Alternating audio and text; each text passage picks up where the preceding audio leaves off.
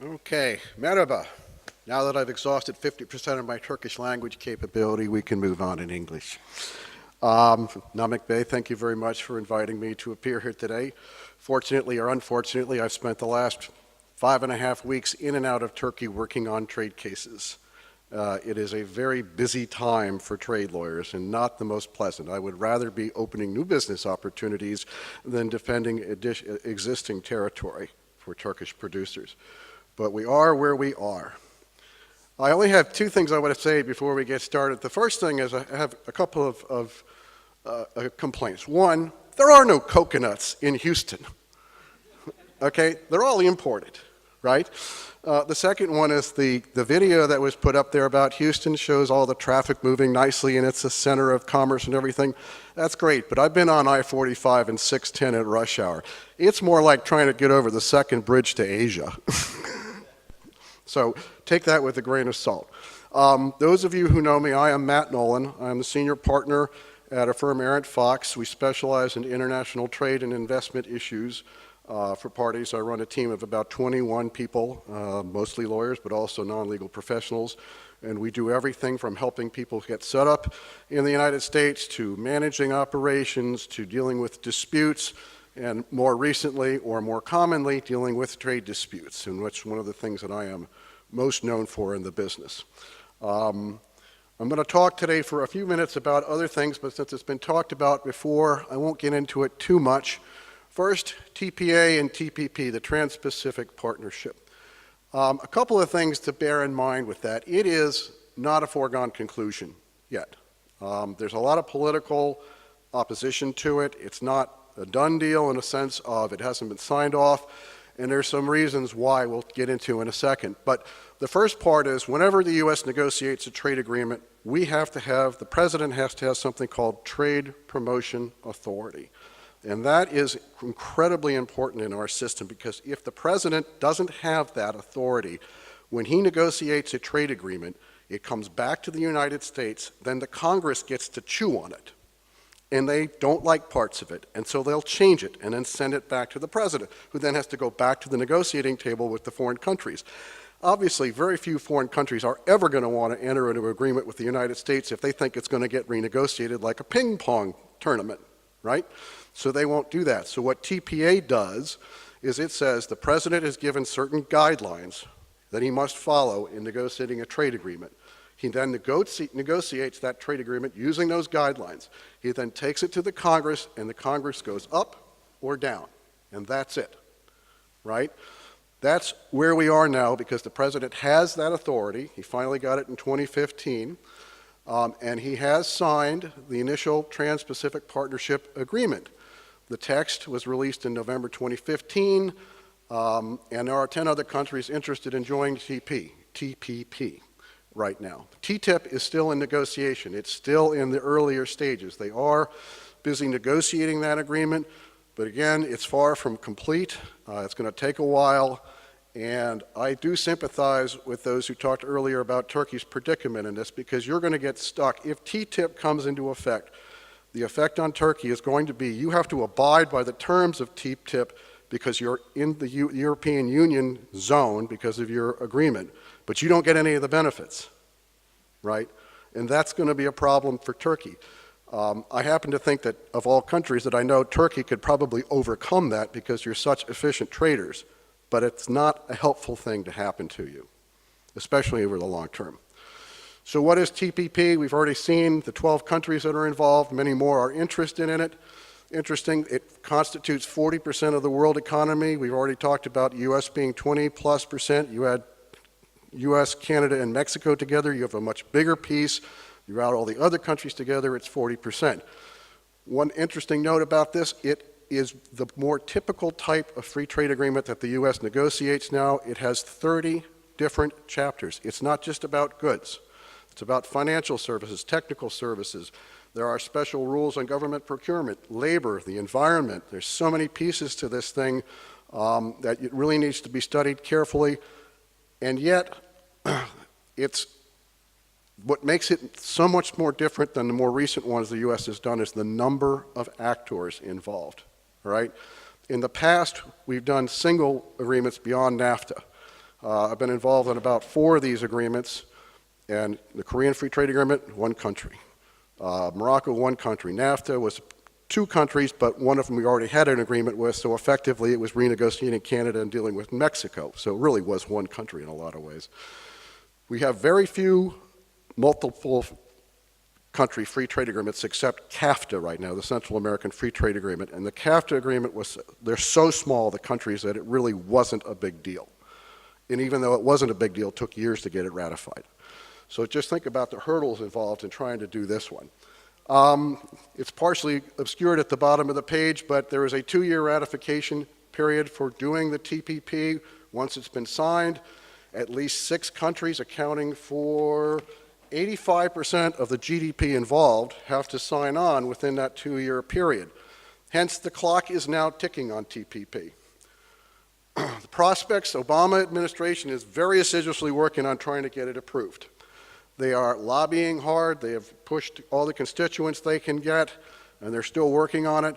But it is, in my opinion, unlikely that it's going to get approved during President Obama's remaining term. It's too short a period of time, and there are too many moving parts, and there are too many constituencies that need to be consulted before that happens. The problem that we have, all 4 front-runner presidents have voiced anti-trade sentiment. The most visible one is, guess who? Donald Trump, and God help us if he gets elected President of the United States. I predict now that he will not be, because he's a nut, but that's my opinion. And I'm not too thrilled with some of the other candidates too, but I won't get into that too much because that's personal preference. But all 4 front-runner candidates have expressed concerns. Even Hillary Clinton has expressed concerns about TPP and TTIP. That's an issue. Now, candidates tend to say things and then do things differently once they're president. And I think of all of them, Hillary is the most likely to come around and say, okay, maybe it's not such a good idea to tank this big agreement that my predecessor just negotiated. But we'll have to wait and see. The main sticking points right now in the United States deal with intellectual property provisions, especially dealing with pharmaceuticals. And just be forewarned, if Turkey were to join TTIP, that's going to be an issue for Turkey. The pharmaceutical and IP protections that the U.S. is going to demand are going to require changes in the way Turkey works with pharmaceutical companies. That may or not be palatable. And in fact, one of the things Turkey needs to consider in anything about getting involved in free trade agreements is you want the benefits, right? But there's also a cost associated with becoming a free trade agreement partner. The other side's going to want something from you. And what does Turkey have that's a barrier to trade that the U.S. or other countries are going to say, you must dismantle? Steel is not an issue. You don't get subsidies. A lot of the things that would normally apply aren't really going to apply to steel, but there's the rest of Turkey we got to deal with and think about. And so it's not such a simple equation to say, well, we want into TTIP and not think about what's the cost going to be of joining it. I'm not saying that Turkey shouldn't be in TTIP. In fact, I think it should be. But think carefully about what that means for the country and what the demands are going to be coming from the other side. Obviously, there are a number of members of the House and the Congress who are opposed to TPP. That number is growing. And in my opinion, the 2016 elections will be critical in determining the fate of and prospects for TPP, if not TTIP as well. As I said, I think the best shot is if Hillary Clinton gets elected president. Bernie Sanders would burn a bridge on trade. Donald Trump would set up a wall on trade. And so neither of those are particularly palatable alternatives from my perspective as a business person. Another new provision that they asked me to touch on is the new Customs Trade and Enforcement Act, which just came into play starting in February 2016. This is the most significant piece of U.S. customs legislation in over 15 years. And I say that because we haven't really had anything significant happen like this. What makes it the most significant piece is the trade enforcement parts to this thing. We put a couple of summaries out for people to review. I'm happy to send those along by email if anybody wants to see it. But fundamentally what they're doing is the Congress has instructed Customs and Border Protection to target high-risk imports, aka steel, and look at them very carefully, and if they think there's any form of evasion going on, they're going to strike at those importers. And one of the ways they're doing that is targeting by the Customs and Border Protection on imports coming into the ports. That's what they've been instructed to do. The other way is this new procedure that I've outlined here, where Customs is requiring, or where the Congress is requiring Customs to informally investigate claims of duty evasion. So, what does duty evasion mean? When you import pipe into the United States, there's lots of kinds of pipe. There's welded pipe, seamless pipe, line pipe, standard pipe, lots of different kinds of pipe. Some pipe can be stenciled with more than one use on it, right? You can have standard pipe that's HSTMA 53, API 5L, and maybe something else on it. If it is viewed by a U.S. producer, if they have any evidence that they can point to that suggests that you're importing it under one category but using it for another category, that's an evasion case. And they will bring it. Also, they will bring it if they find, for example, you put the wrong country of origin on a product. It has happened more than once in my lifetime where somebody has been bringing pipe in from China, taking it to Canada, conveniently disappearing the made in China on the pipe and putting made in Canada on the pipe. Well, that's a big no-no in our business. And there's a new mechanism that they will be using to investigate this. The new procedure is going to have a much more formalistic approach to it. It'll be very much like an anti-dumping investigation. They'll be investigating, sending questionnaires out. There'll be a hearing about it. And it's going to get a lot more expensive for importers who get stuck in this. So it's something to be careful about. Now, let's talk about what you really want to hear about, anti-dumping cases. For better or worse, Turkey has been involved in a lot of recent trade activity. I've been doing this for almost 28 years now. Steel is 50% of my caseload, as a general proposition going back all the way to when I started. There have been more cases brought with Turkey involved in the last 5 years than I can remember in the last 20, right? And why is that? If you look at this chart, wherever there's a red, that means Turkey is one of the respondent companies involved. So Turkey's been involved in rebar, OCTG, welded line pipe, heavy walled rectangular pipe, hot rolled, cut to length, and now cut to length plate. Not everything that's brought, because there are other countries involved in others, but that's only because Turkey wasn't participating in those other markets, to be honest with you. It's become a very big open season for foreign steel producers in the United States. If you look at this chart again, think about all the different countries that are involved. You had 8 countries involved in OCTG, 5 countries in welded line pipe, 4 countries in corrosion-resistant steel, 8 countries in cold-rolled steel flat products. And most of the time, this doesn't even include China, because China was already under order most of the time. They didn't need to investigate China. They had already done that and found them to be dumping or subsidized, and so they're out of the market for a large part of this. So what's going on is the U.S. authorities have been instructed, and this is not public information, but I think they've been instructed to find dumping because of the political pressure that's being brought on the Department of Commerce by the U.S. steel industry. I find that because in the recent cases that I have been working on, the U.S. Commerce Department has changed the rules in the middle of the investigation as to what it's measuring. And that has not happened to me before in a long, long time. And that tells me that political pressure is being brought to try to affect the outcomes of these cases. There is little doubt in my mind that Turkish producers do not dump into the United States and are not subsidized. But that doesn't mean the government doesn't find it. What it means is we end up going to court and fighting this thing for 5 years before we can get it fixed. Ultimately, the rule of law does apply in the United States. And as the USTR likes to say, we are the freest open trading country in the world. Of course, they leave the last phrase off, except when we don't want to be. And steel is a sensitive product right now. The U.S. has a lot of different sensitive products that are recurring issues with trade. Lumber from Canada, I've been involved in a couple of those cases over the years. Those are managed trade issues. Tomatoes from Mexico, another one of those famous cases where it's a managed trade. Cement, always a managed trade issue in the United States because it's a very sensitive industry. Steel has become more sensitive, and why is that?